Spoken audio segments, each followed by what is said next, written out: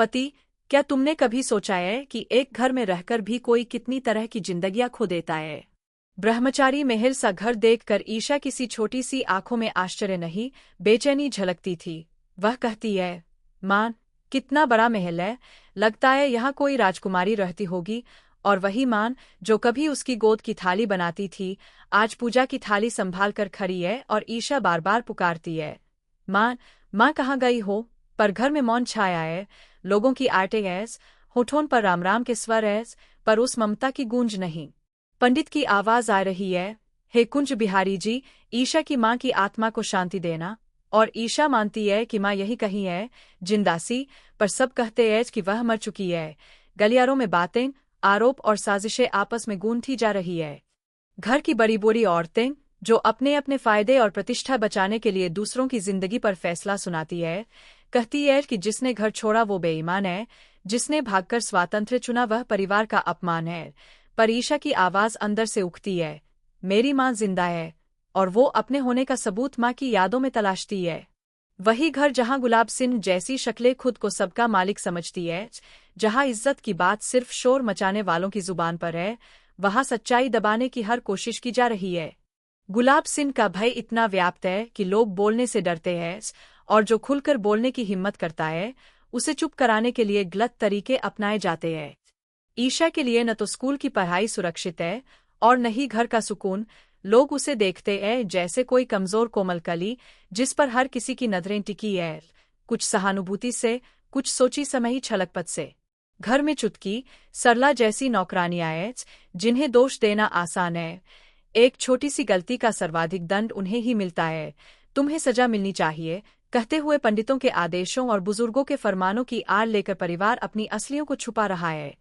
और वही पंडित, जो संस्कारों का ठेका लिए घूमता है, पूजा भोग का दिखावा करता है, रात में लाल लाल दीपक जलाकर कहते हैं, आत्मा की शांति के लिए, पर जिनकी आत्मा बेचैन है, उन पर कौन सवाल उठाता है? ईशा की मासूमियत और उसकी आंखों की सच्चाई इन उरेलों के बीच आ धीरे धीरे उस घर की हर दीवार जैसे ईशा से कुछ कहने लगी थी।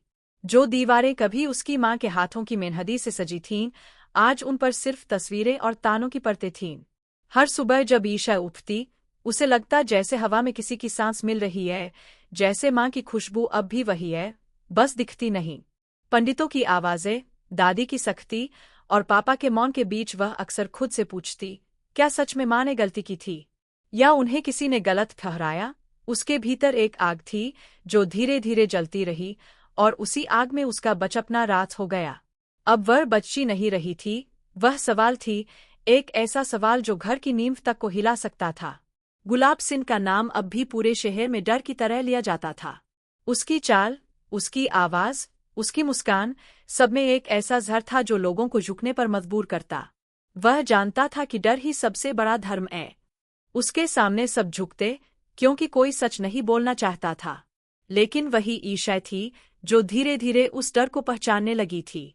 उसे समझ आ गया था कि जिसने उसकी मां को भागी हुई औरत कहा, जिसने उसकी आत्मा को बदनाम किया, वह कोई और नहीं, वही गुलाब सिंह था। वह आदमी जो खुद को भगवान मानता था, जिसने दूसरों के जीवन को अपनी मुट्ठी में भर लिया था, वही अब उसके जीवन का सबसे बड़ा इम्तिहान बन चुका था। घर में अब पहले जैसी शांति नहीं थी। सरला, जो पहले नौकरानी थी, अब खुद को कुछ ज्यादा ही ताकतवर महसूस करने लगी थी, क्योंकि वह गुलाब सिंह के लोगों से मेलजोल रखती थी। उसकी आंखों में अब सेवा नहीं, बल्कि हिसाब था। उसे मालूम था किसे कब झुकाना है, किसकी बात कब उछालनी है। दादी, जो हर सुबह भगवान का नाम लेकर दूसरों को श्राप देती थीं, अब खुद भगवान से डरने लगी थीं। उन्होंने इतने झूठ गढ़े थे कि अब सच्चाई की परछाई भी उन्हें चुभने लगी थी। पिता, जिनका दिल कभी ईमानदार था, अब परिवार के नाम पर खामोश हो गए थे। उनकी आंखों में थकान थी, एक हार थी, और एक डर की कही सच्चाई सबके सामने न आ जाए। ईशा अब और चुप नहीं रहना चाहती थी। उसने ठान लिया था कि अगर दुनिया उसे अयूठा समझेगी, तब भी वह अपनी मां की सच्चाई को साबित करेगी। उसने पुराने कमरे में जाकर मां की चीजें तलाशनी शुरू की, पुराने खत, टूटी चूड़ियां, अंजलि पूजा की किताब और वो लाल साड़ी जिसमें उसकी मां आखिरी। ईशा के भीतर अब तूफान उतर चुका था। उसने ठान लिया था कि अगर सच की रार में आग भी बिछी हो, तो भी वह चलेगी। जिस दिन से उसने पंडित और गुलाब सिंह के बीच का सौदा देखा था, उस दिन से उसे महसूस हुआ कि यह सिर्फ उसकी माँ की कहानी नहीं, बल्कि उस पूरे समाज की कहानी है जो झूठ को धर्म बना चुका है। वह रात रात भर जागती, माँ के नोट्स पढ़ती, अखबारों की पुरानी कटिंग से खोजती और हर उस सुराग को जोड़ती जो उसकी माँ के गायब होने से जुड़ा था। धीरे धीरे सब कुछ खुलने लगा। उसकी माँ कावेरी ने गुलाब सिंह की अवैध गतिविधियों का सच उजागर करने की कोशिश की थी। उसने देखा था कि कैसे भगवान के नाम पर किए जा रहे दान और यज्ञों के पीछे काले पैसे का कारोबार चल रहा था। जब उसने आवाज उठाई तो उसे चरित्रहीन कहकर घर से निकाल दिया गया, और सबने विश्वास कर लिया क्योंकि झूठ जोर से बोला गया था और सच को चुप करा दिया गया था। ईशा के सामने अब दो रास्ते थे। एक, चुप रहकर उसी घर में अच्छी बेटी का किरदार निभाती रहे, या फिर अपनी माँ की तरह समाज से पकड़ा जाए। लेकिन वह जानती थी कि अगर वह अब भी खामोश रही तो वह भी उसी दीवार में ईंट बन जाएगी जिसने उसकी माँ को कैद किया था। उसने कॉलेज में सोशल जस्टिस पर सेमिनार रखा और पहली बार सबके सामने बोली, हम सबने किसी न किसी औरत की सच्चाई को झूठ कहकर छिपाया है। अगर एक माँ अपने हक के लिए लड़ी तो उसे कुलक्षणी कहा गया, और अगर एक बेटी वही करे तो उसे नालायक। पर अब ये बदलना होगा। उस दिन उसकी आवाज हॉल की दीवारों से टकराई और बहुतों के भीतर गूंज उठी। लेकिन सच बोलने की कीमत अब और बढ़ने वाली थी। उसी शाम घर लौटते समय उसका पीछा हुआ।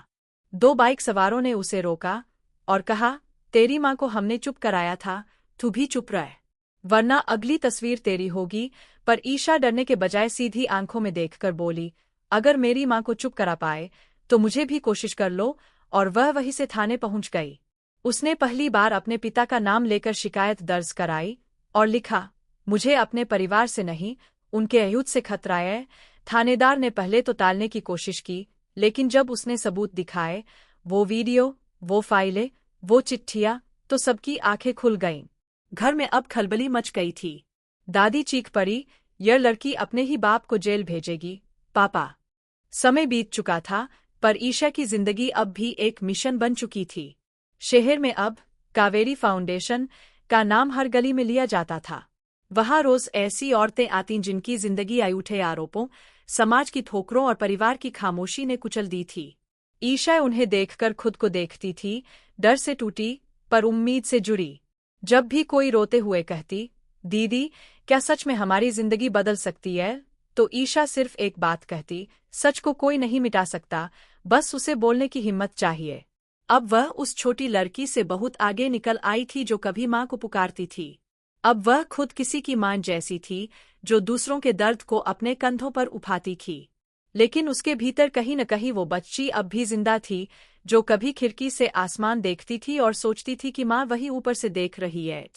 हर रात जब वह फाउंडेशन की फाइलें बंद करती, वह आसमान में एक तारा ढूंढती, वही जो बचपन में उसकी माँ कहा करती थी, ईशा वो देख, जब तारे टिमटिमाते हैं तो समझ लेना मैं तुझे याद कर रही हूँ।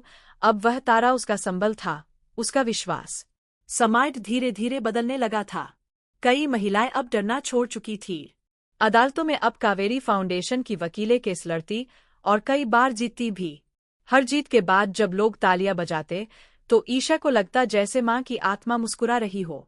उसके पिता अब अक्सर फाउंडेशन में आते, फाइलें उठाने में मदद करते, और जब कोई औरत कहती, आपकी बेटी ने हमें जिंदा कर दिया, तो उनकी आंखें भर जातीं। अब वे बोलते नहीं थे, बस गर्व से मुस्कुराते थे। वही मुस्कान जो कभी खो गई थी, अब लौट आई थी। लेकिन दुनिया इतनी जल्दी नहीं बदलती। एक दिन किसी अजनबी ने फाउंडेशन के बाहर एक धमकी भरा खत छोड़ा, तेरी माँ के बाद अब तेरा नंबर है। ईशा ने वो खत उठाया और उसे दीवार पर टांग दिया। उसने कहा, ये डर अब हमारी ताकत बनेगा। अब वह अकेली नहीं थी, सैकड़ों आवाजें उसके साथ थीं। उसने तय किया कि वो हर गांव, हर शहर में ऐसे केंद्र खोलेगी जहां औरतें न सिर्फ न्याय मांगें, बल्कि उसे पा भी सकें। एक दिन एक बुजुर्ग औरत आई, थकी, टूटी, कांपती हुई। उसने कहा, बेटी, मैं भी उसी आदमी के हाथों बर्बाद हुई थी जिसने तेरी माँ को मिटाया था। ईशा ने उसका हाथ पकड़ा और पहली बार रो पड़ी। वह समय गई कि उसकी लड़ाई सा